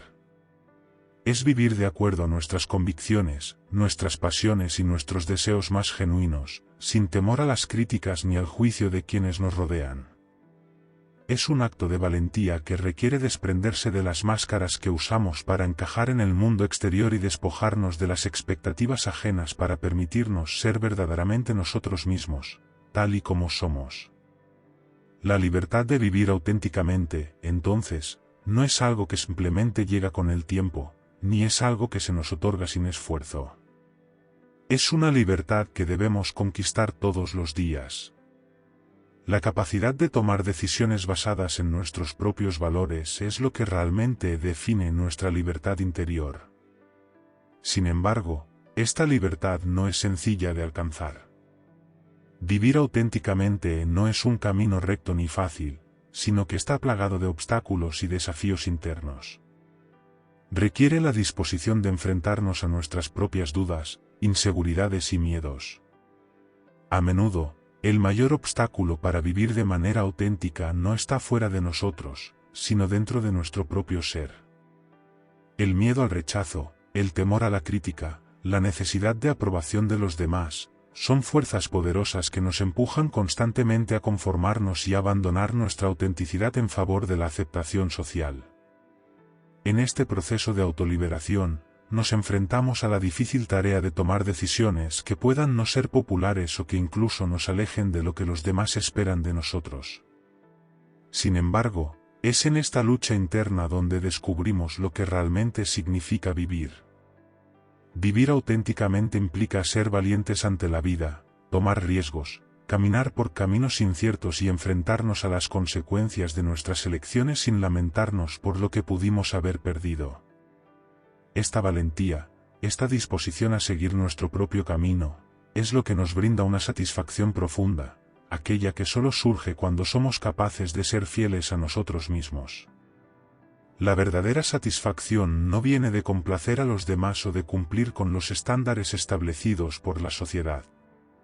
La satisfacción más profunda llega cuando nos permitimos ser quienes realmente somos, sin filtros ni adornos, sin pretender ser alguien más para encajar en un molde. Esta es la libertad más grande que podemos experimentar, la libertad de vivir según nuestros propios términos, la libertad de tomar nuestras propias decisiones y asumir la responsabilidad por ellas, sin arrepentimientos ni miedos.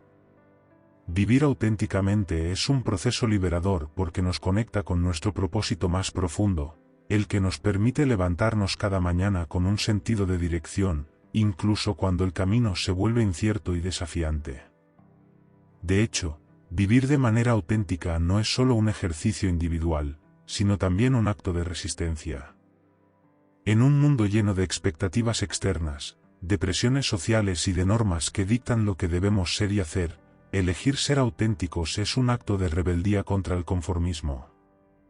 Vivir auténticamente es resistir la tentación de sucumbir a la presión de la conformidad, resistir el deseo de ser parte de la masa, y en su lugar, seguir nuestro propio camino, incluso si eso significa enfrentarnos a la soledad o la incomprensión.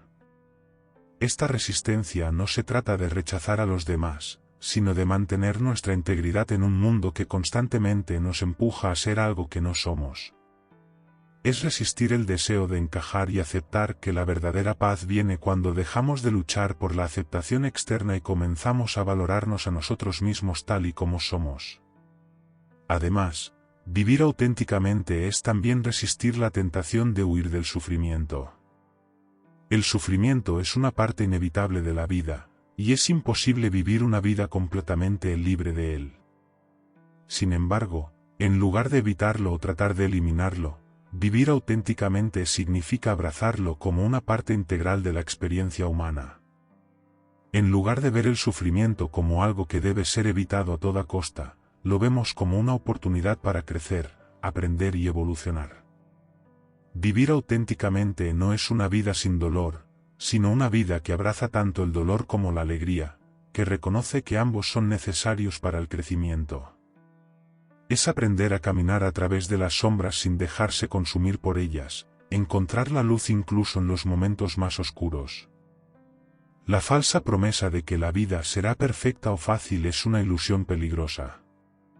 Nos han enseñado que debemos buscar la felicidad constante, pero esta búsqueda puede llevarnos a vivir en una perpetua insatisfacción.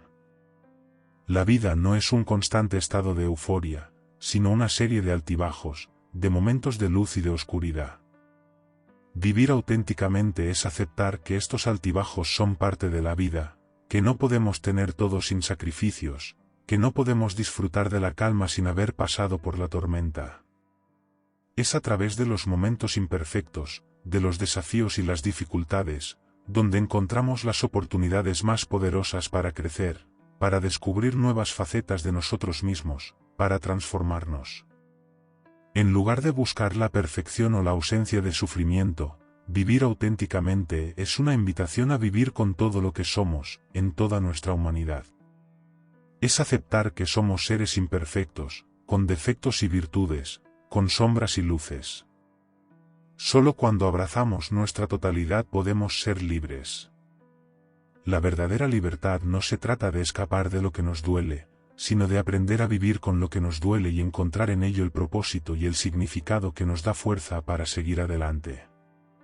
La elección de no presionar el botón rojo, de no escapar de la vida y de sus dificultades, es una decisión profundamente significativa. Es una afirmación de que, a pesar de todo lo que enfrentamos, la vida sigue siendo valiosa, que el sufrimiento, por doloroso que sea, no nos quita la belleza de la existencia. Elegir no presionar el botón rojo es decidir que, a pesar de los momentos oscuros, aún creemos en el valor de la vida, en la posibilidad de encontrar significado y propósito incluso en medio de la adversidad. No se trata de ignorar el dolor, sino de verlo como una parte del viaje. Elegir vivir, a pesar de los sufrimientos, es una declaración de que la vida misma, con todas sus imperfecciones, sigue siendo un regalo. No es una negación del dolor, sino una aceptación de que el dolor puede ser una puerta hacia una mayor comprensión de nosotros mismos y del mundo que nos rodea. Cuando elegimos no presionar el botón rojo, no estamos simplemente tomando una decisión sobre un momento específico de nuestra vida. Estamos eligiendo abrazar la vida en su totalidad, con todos sus matices, sus altibajos, sus luces y sombras. La opción de no presionar ese botón es un acto de valentía profunda, una declaración de que estamos dispuestos a afrontar lo que la vida nos traiga, no solo cuando las circunstancias son favorables, sino especialmente cuando los vientos nos golpean con fuerza.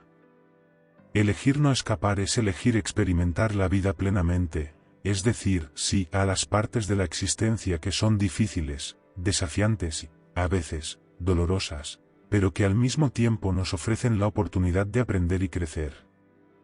Este acto de abrazar la totalidad de la vida, incluso en sus aspectos más sombríos, no es una resignación a vivir en la oscuridad o en el sufrimiento. Por el contrario, es una aceptación consciente de que las sombras forman parte integral del viaje humano. Caminamos a través de ellas no porque deseemos quedarnos atrapados en ellas, sino porque sabemos que, a pesar de su oscuridad, ellas contienen las lecciones que necesitamos para evolucionar. La luz no puede existir sin las sombras, y del mismo modo, la serenidad y la paz no pueden ser apreciadas verdaderamente sin haber conocido también el caos y el dolor. En este sentido, el sufrimiento no es el enemigo, más bien, es un maestro disfrazado. Es a través de la lucha y la adversidad que desarrollamos resiliencia, entendimiento, y lo más importante, una conexión más profunda con nosotros mismos. Cuando decidimos vivir a pesar del sufrimiento, no lo hacemos de forma ingenua, sino con una comprensión profunda de que el sufrimiento es parte de lo que nos hace humanos. Elegir vivir, incluso cuando el dolor es palpable, es una forma de agradecer la vida en su totalidad. Agradecer cada respiración, cada momento de consciencia, incluso aquellos momentos en los que sentimos que estamos siendo desbordados por las circunstancias. Esta gratitud no niega el dolor ni lo minimiza, simplemente lo reconoce como una experiencia inevitable, pero no definitiva. En última instancia, esta gratitud por la vida es una afirmación de que, aunque no podamos controlar todo lo que nos sucede, siempre tenemos la capacidad de decidir cómo responder a lo que nos ocurre. La respuesta es nuestra, incluso cuando las circunstancias parecen desbordarnos. Al tomar esta postura, descubrimos una fuerza interior que quizás no sabíamos que teníamos, una fortaleza que emerge precisamente en los momentos más oscuros, cuando nos enfrentamos a lo desconocido o a lo doloroso.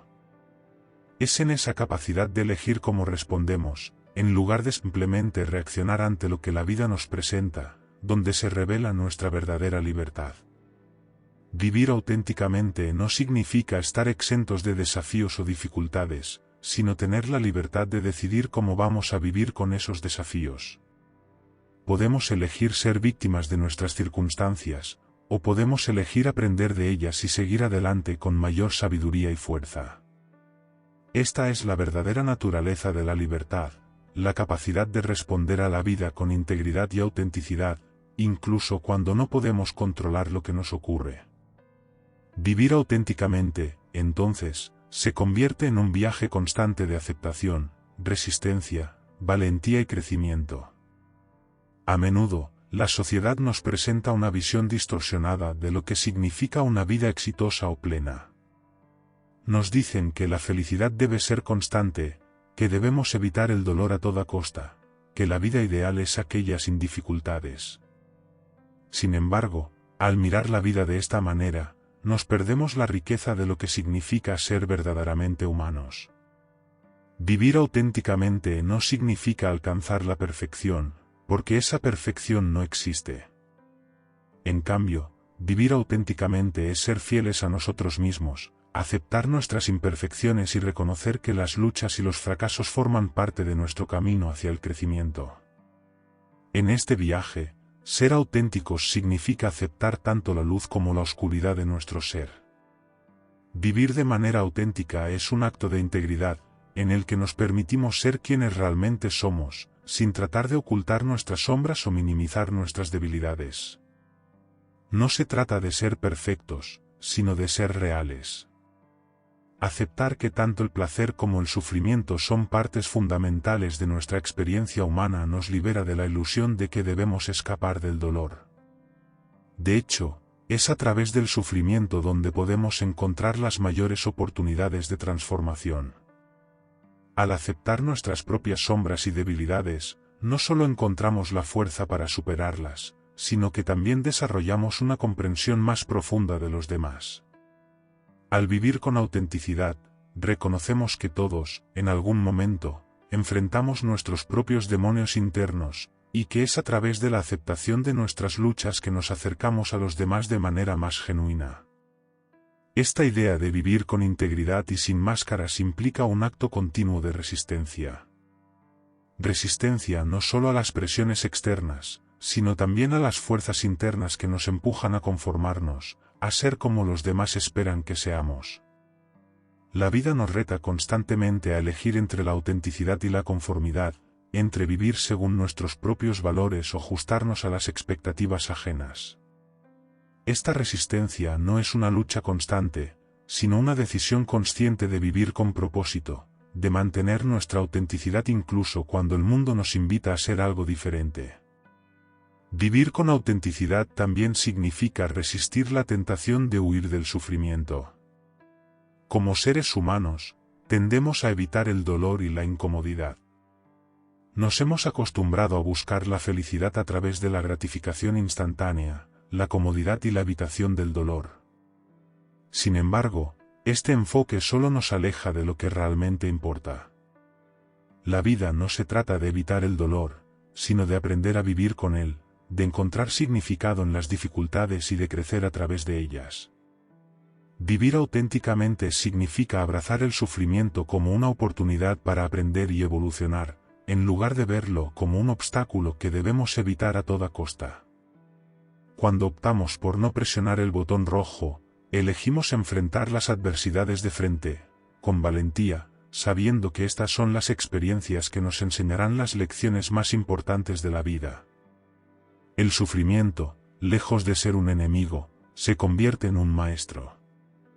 Nos invita a ser más humildes, más compasivos y más conscientes de la fragilidad de nuestra existencia. Nos enseña a apreciar los momentos de paz y calma, y a reconocer que todo en la vida es temporal. Vivir auténticamente significa aceptar la impermanencia de las cosas y aprender a fluir con el ritmo natural de la vida. Es entender que no tenemos control total sobre lo que nos sucede, pero que siempre podemos elegir cómo reaccionamos ante lo que nos ocurre. Esta libertad interior es la verdadera esencia de la vida auténtica. Pero claro, elegir vivir auténticamente es una de las decisiones más poderosas que podemos tomar en nuestra vida. Es un acto profundo de conexión con nosotros mismos, una invitación a ser quienes realmente somos, sin máscaras, sin tapujos, sin temores a la crítica o al juicio de los demás.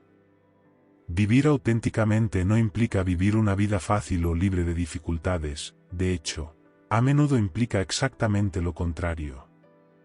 Es enfrentar las pruebas de la vida con una disposición interior que nos permita aprender de ellas, crecer a través de ellas, y lo más importante, aceptar que son parte de nuestra experiencia humana. Cuando decidimos vivir de esta manera, nos comprometemos a estar presentes, a ser conscientes de cada momento, sin importar cuán desafiantes puedan ser. La vida está llena de momentos difíciles, de momentos incómodos, de situaciones que nos sacan de nuestra zona de confort. Estos momentos a menudo nos invitan a escapar, a buscar una salida fácil, a presionar el botón rojo que nos liberaría de la angustia de enfrentar la realidad.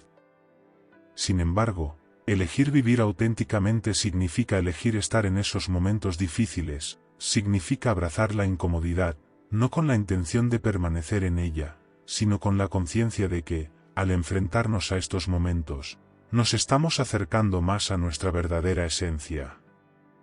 Cada desafío, cada obstáculo, cada sufrimiento tiene el potencial de enseñarnos algo valioso, algo que de otra manera no habríamos aprendido. Vivir de manera auténtica no significa evitar el dolor, sino aprender a enfrentarlo con la sabiduría que obtenemos de nuestra experiencia.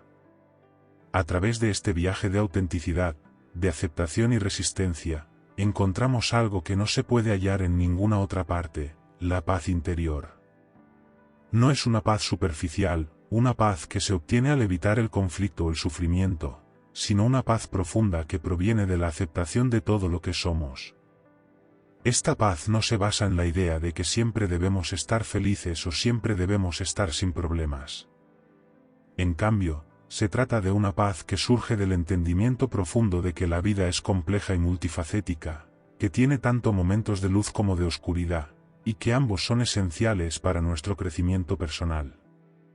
Es una paz que se basa en la gratitud por la oportunidad de vivir, por la oportunidad de aprender de cada experiencia, por la oportunidad de ser quienes realmente somos, sin la necesidad de cumplir con las expectativas de los demás.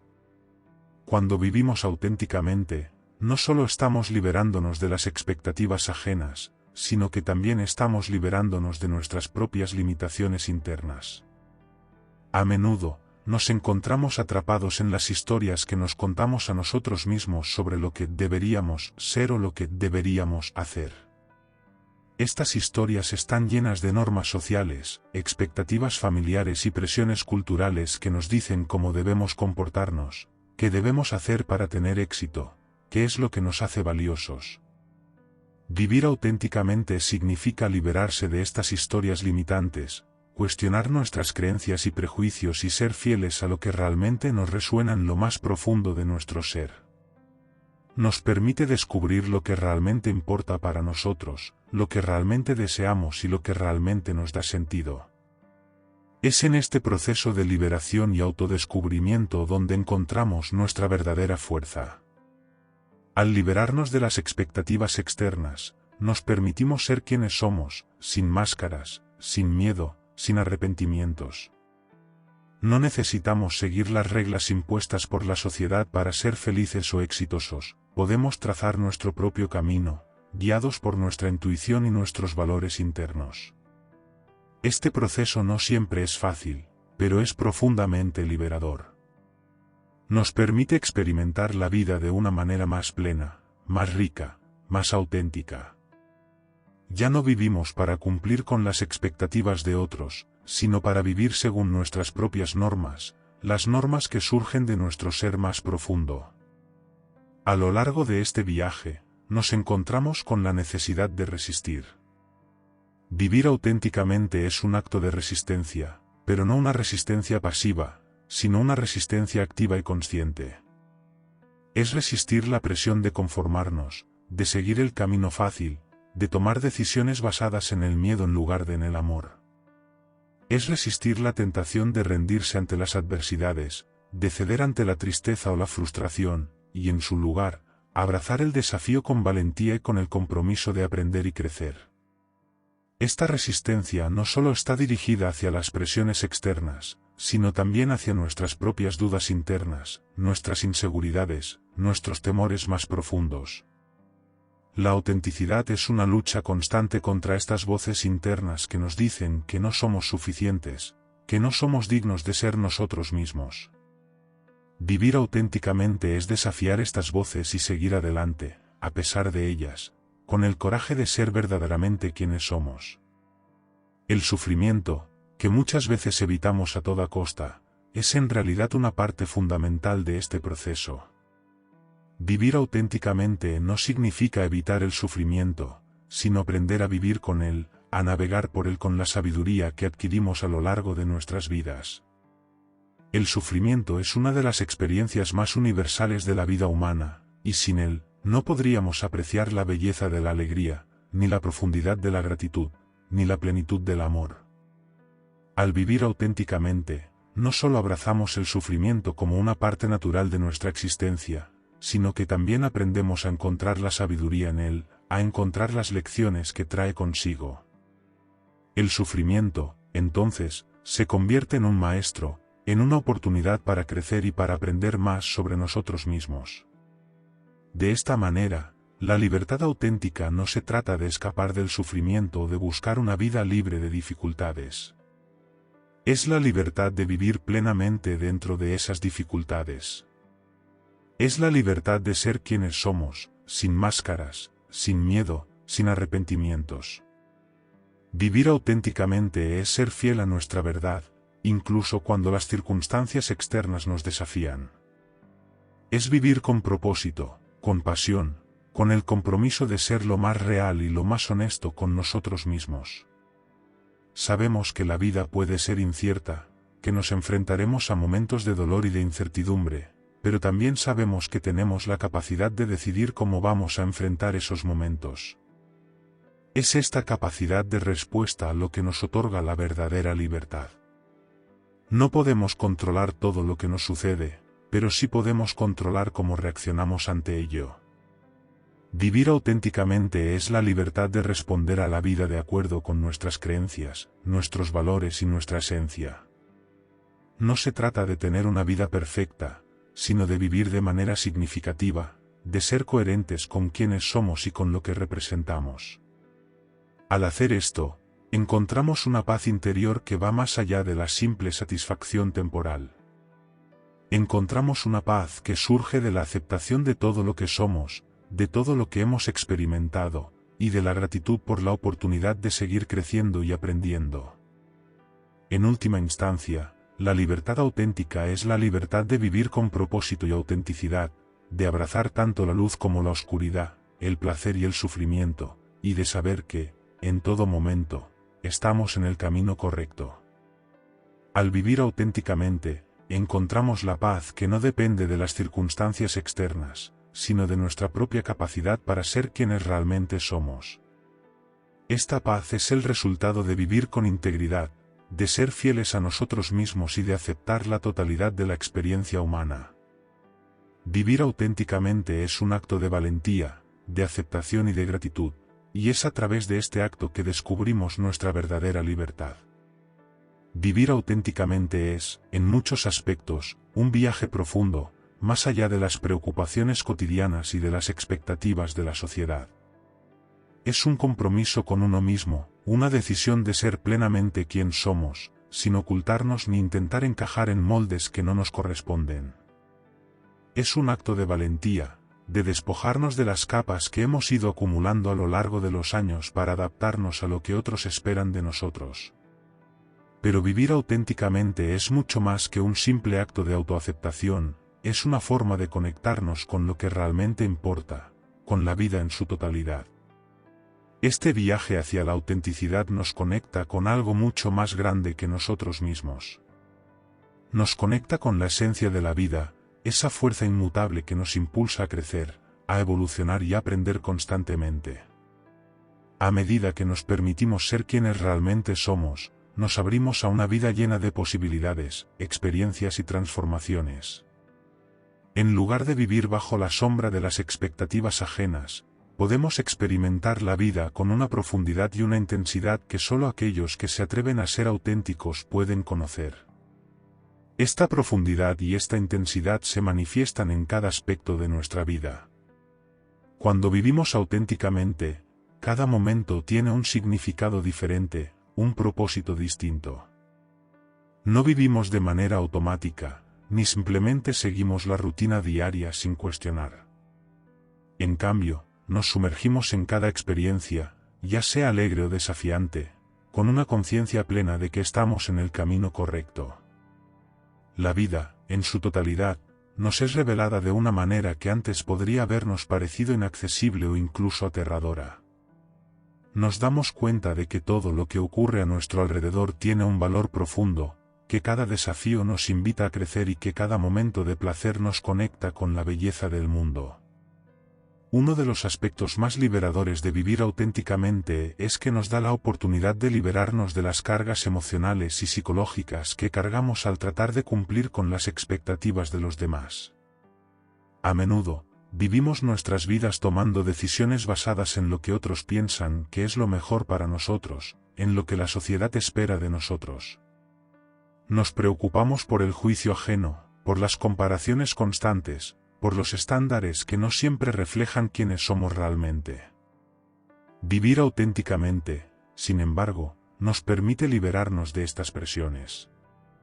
Nos da la libertad de tomar decisiones basadas en lo que realmente queremos, en lo que sentimos que es correcto para nosotros, en lugar de lo que los demás piensan que debería serlo. Al hacerlo, no solo nos liberamos a nosotros mismos, sino que también liberamos a los demás. Vivir auténticamente tiene un efecto contagioso. Cuando otros nos ven ser verdaderos con nosotros mismos, sienten una inspiración profunda, una invitación a hacer lo mismo. Este acto de vivir sin miedo, sin esconder nuestra esencia, tiene el poder de transformar a quienes nos rodean. En lugar de vivir con temor a la crítica, a la desaprobación, a la exclusión, nos convertimos en una fuente de luz para aquellos que buscan ser ellos mismos pero que aún no se atreven. Al vivir auténticamente, les damos permiso a los demás para hacer lo mismo. Les mostramos que es posible vivir sin las cadenas de la conformidad, que es posible ser verdaderamente libres.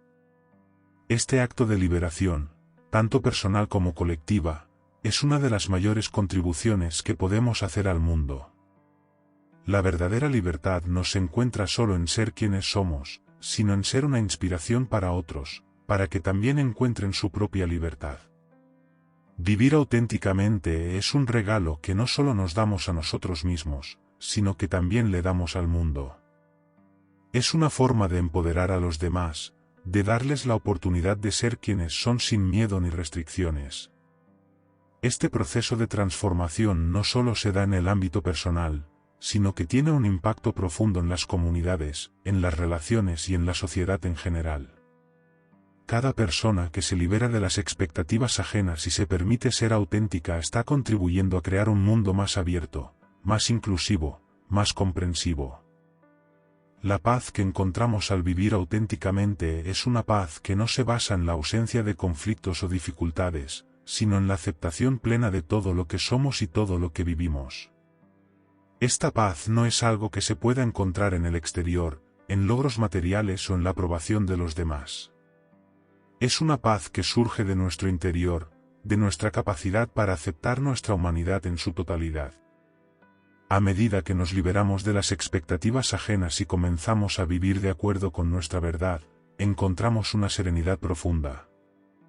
No importa lo que esté sucediendo en el mundo exterior, no importa cuán difíciles puedan ser las circunstancias, dentro de nosotros, hay una paz inquebrantable que proviene de la certeza de que estamos siendo fieles a nosotros mismos. Esta paz es más duradera que cualquier otro tipo de paz que se pueda encontrar en el mundo exterior.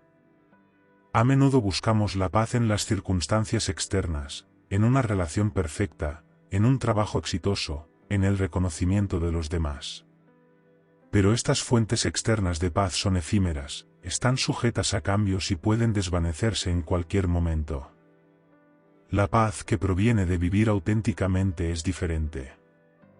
Es una paz que se basa en nuestra relación con nosotros mismos, en nuestra capacidad para abrazar tanto nuestras fortalezas como nuestras debilidades, en nuestra disposición para ser vulnerables y aceptar nuestra humanidad. Esta paz es inquebrantable porque no depende de lo que ocurra a nuestro alrededor, sino de nuestra relación con nosotros mismos.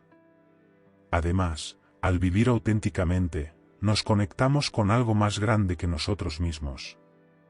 Nos conectamos con la vida en su totalidad, con la energía universal que fluye a través de todos nosotros. Al vivir de acuerdo con nuestra verdadera esencia, nos alineamos con esa fuerza más grande y comenzamos a vivir en armonía con ella. Esta conexión con lo divino, con lo universal, nos da un sentido profundo de propósito. Nos da la certeza de que no estamos solos en este viaje, de que somos parte de algo mucho más grande que nosotros. Y es en esta conexión con el todo donde encontramos la verdadera paz. No es una paz aislada, no es una paz que nos separe del resto del mundo, sino una paz que surge de nuestra conexión profunda con todo lo que nos rodea. Es importante señalar que vivir auténticamente no significa vivir sin miedo. No significa que no enfrentemos dificultades o que no tengamos momentos de duda. Vivir auténticamente no es una garantía de que todo será perfecto o fácil. Pero lo que sí nos garantiza es que, a pesar de las dificultades, tendremos la fuerza y la claridad para seguir adelante, porque estamos viviendo de acuerdo con nuestra verdad. Nos da la capacidad de afrontar las adversidades con resiliencia, sabiendo que cada reto es una oportunidad para crecer y evolucionar. Vivir auténticamente nos da la confianza de que, incluso en los momentos más oscuros, siempre podemos encontrar nuestra luz interna.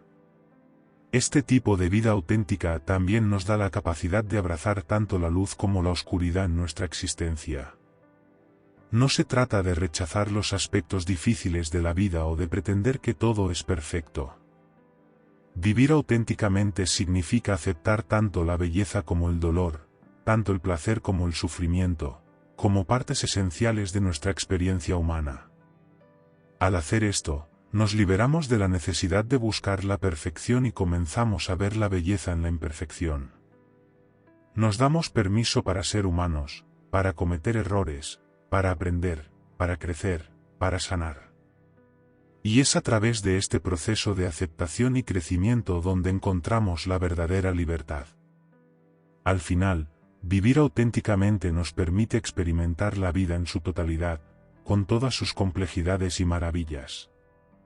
Nos da la oportunidad de conectar profundamente con nosotros mismos y con los demás, de vivir con propósito y de ser una fuente de inspiración para aquellos que nos rodean. Nos permite encontrar una paz que es más profunda y más duradera que cualquier cosa que podamos buscar en el mundo exterior.